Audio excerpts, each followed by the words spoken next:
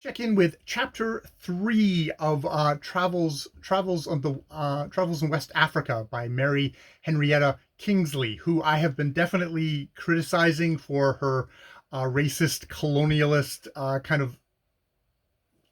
of classifying human beings and saying which one's the most beautiful and which one isn't, which one's all that sort of stuff. And it is probably the proper way to say it, or all that stuff.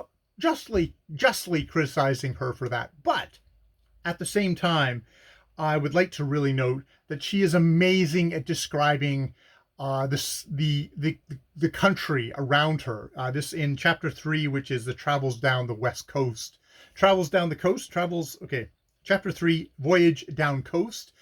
She's talking about the mangrove swamps, and she does an amazing job of talking about the mangrove swamps, talking about how they are built, how they are accretion. There's a wonderful sequence in here where she just talks about how there's a little mound of thing, a little mangrove seed or whatever thing. It sprouts, it grows, it's stunted, it's dwarfed. It collects some stuff, it catches a bit of debris, it dies, but it becomes another catchment for the thing, and then more mangrove trees grow on it, and slowly over time it becomes another part of Africa, a newly created part of Africa from this mangrove swamp.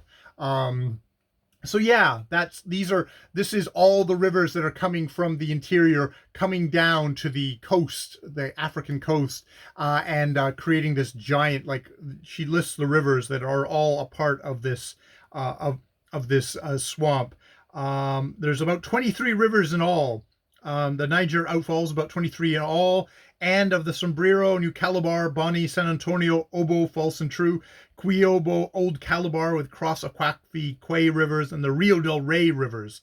So the whole of this great stretch of coast is a mangrove swamp, each river silently rolling down its great mass of mud-laden waters and constituting each in itself a very pretty problem to the navigator by its network of intercommunicating creeks and the sand and mud bar which it forms off its entrance by dropping its heaviest mud. Its lighter mud is carried out beyond its bar and makes the nasty-smelling brown soup of the South Atlantic Ocean. So just really great at giving you these descriptions and this feel. There's a whole thing of like basically the tide drops and you can see you can see kind of like the roots and the slime and the mud.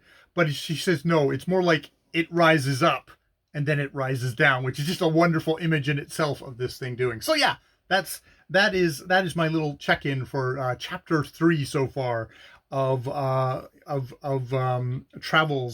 Travels in West Africa by Mary Henrietta Kingsley.